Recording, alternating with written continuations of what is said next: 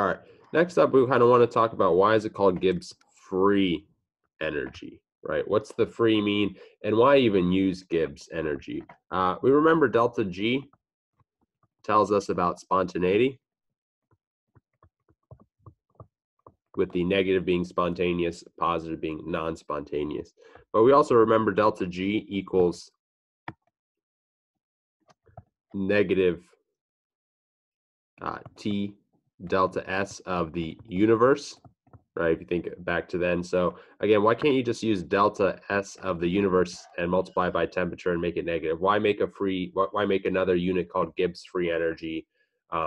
Why is it called free energy? Yada, yada, yada. So on and so forth. All right. So oftentimes when we're doing chemical reactions, we want them to do work, right? So we often want reactions to do work. Remember, we gave work the symbol W. And so you use reactions to do work all the time. You know, if you want to heat, or if you want to, you know, drive your car, you put gas in it and you're doing a combustion reaction to do work type of thing. So we want chemical reactions to do work all the time. We want to use their stored potential energy to drive some kind of kinetic energy process. So again, remember our main equation for Gibbs free energy is delta G equals delta H minus T delta S. Gotta learn how to write G's better. So there's G, right? And so you can think about delta G obviously as Gibbs free energy, but another type of kind of wording that's used for it is the theoretical maximum amount of energy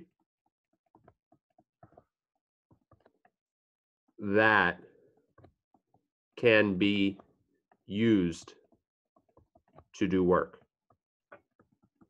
So in any kind of reaction that you have, just because your your delta H is some value, let's say 10 kilojoules, you don't get to use all 10 of those kilojoules as work. Some you're going to lose as heat. So let's take a look at this delta H. So that's the change of the energy of the reaction. So we can think about it that way. The energy of the reaction, right? So the amount of work we can do is equal to the energy of the reaction. That part makes sense. But then we have this kind of minus T delta S. And so what this means is obviously the minus, because we have a minus sign. And then what we can think about this last part, this negative T delta S, as the energy lost to the surroundings.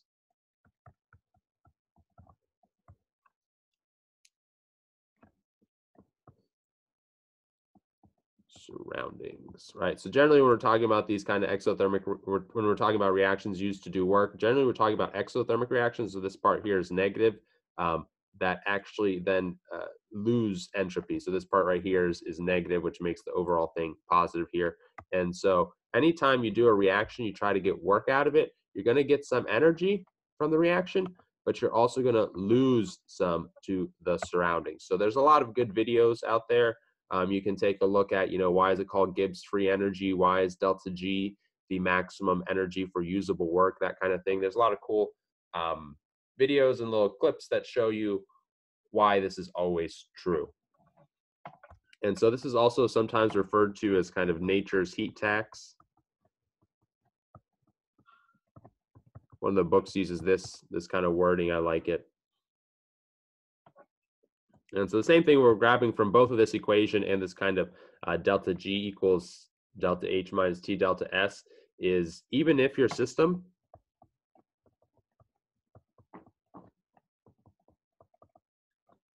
is fully optimal, and we live in the real world, so it's not, but even if it was, you can't transfer all energy into work. You cannot change all of your energy into work. You will lose some of it. This is assuming a constant temperature and pressure. So you can't transfer all of your energy into work. You have to lose some of it. And you're losing some of it to basically increase the amount of entropy in the total universe. So for example, let's say you have a battery here, right? This little lightning bolt symbol, so this is a battery. And let's say that this has 100 kilojoules of energy. And so you're going to use it to do work. Maybe it's going to, power your computer, power a monitor. It's going to do some kind of work. Anytime you have it do some kind of work, you're going to lose some amount of heat. No matter what you do, no matter how well you insulate it, you're going to lose some heat. And so although you had 100 kilojoules of energy, let's say you completely drain the battery, so it has 0 joules of energy, but now you've done some work.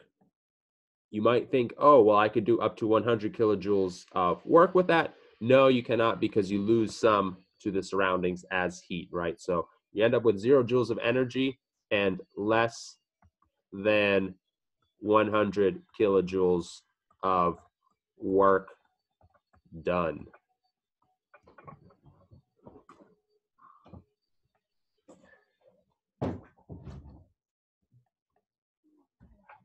So, and this also works for when you try to charge the battery. So let's take a look at what happens when you try to charge this battery. And so even when you charge the battery, you're still going to lose some heat to the surroundings. And most of you guys know this is true. Anytime you kind of use any electronic equipment, it always heats up a little bit. And so you're going to lose some heat to the surroundings. And so at the end of the day, even once you charge it, it took, or let's say you charge it fully. So let's say it's, I don't know, say you have like 90 kilojoules of energy charged. Well, it took more than 100 kilojoules of energy to charge it.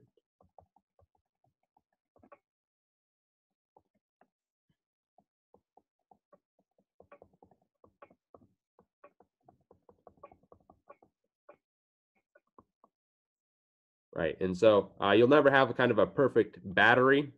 You'll never really be able to get back to the 100 kilojoules anyways.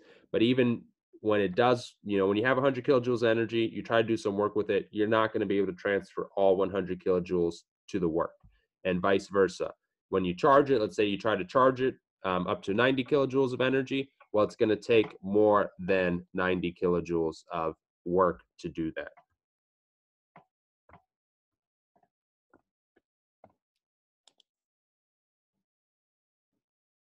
And the difference in these values is going to be your delta G, right? Your delta G is basically tells you the maximum amount of work that can get done. And as you'll see, it'll always be less than delta H. So this is a good example of that.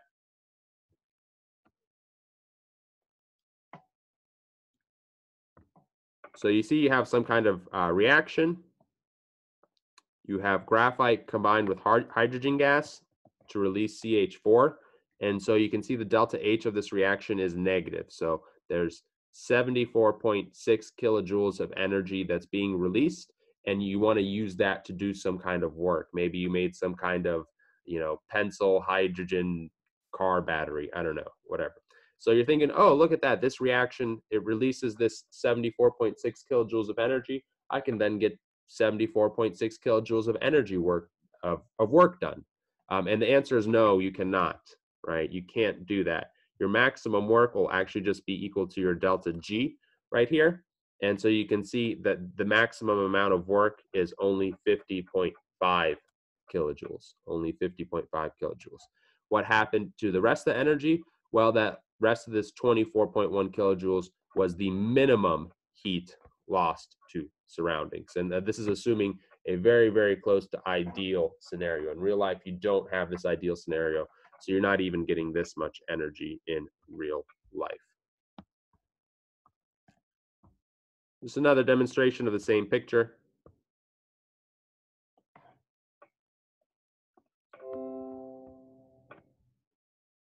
So you think about what kind of powers everyday life and whatnot, and you can think about through every single one of these processes, we're losing some kind of energy that's not being able to use to do work or do what you want, right? So even when you're heating with natural gas, right, you want to heat something, you're still going to lose some to the surroundings.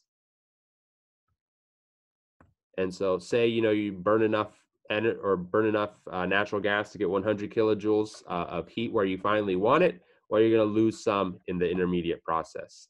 That's not too big of a deal there.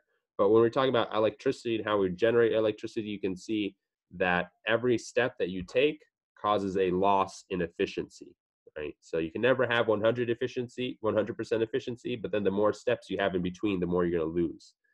So, for example, we want to burn fossil fuels at the end. See, I guess we want to heat something. We're going to burn fossil fuels. We're going to heat something, right? But we're going to do that in a kind of our power plant system, right? So first we burn fossil fuels to heat up some water to make some steam, and you can see we lose some heat in that first step. With this steam, we have the steam go up into a turbine to generate electricity. You see we lose some heat in that, right, in these power plants. And then this generated electricity gets transmitted through the lines to your house. And you can see with that step, we lose some heat. That transmitted electricity can then be used to energize some sort of heater, which loses some amount of heat there. And then that heater produces some heat, which loses some amount of heat there. So you can see Gibbs free energy is about how much of this reaction's energy can you actually use to do work versus how much of it will be lost to the environment.